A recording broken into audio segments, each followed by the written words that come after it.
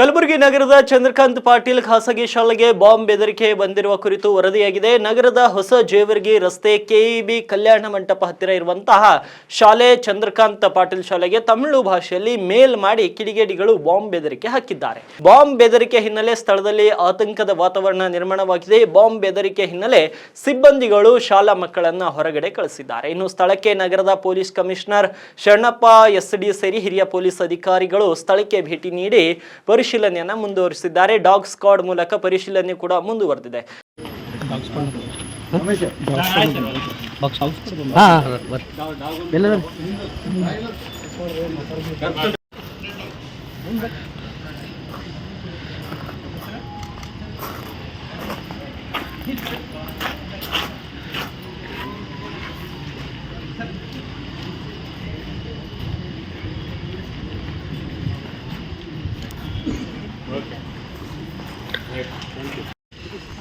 ताज भाई पीछे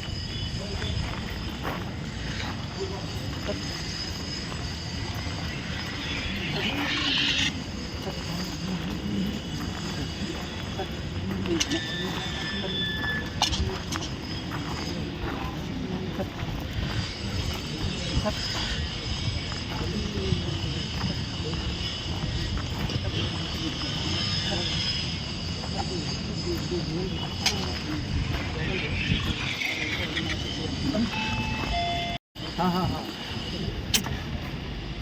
चंदू पाटिल के स्कूल सर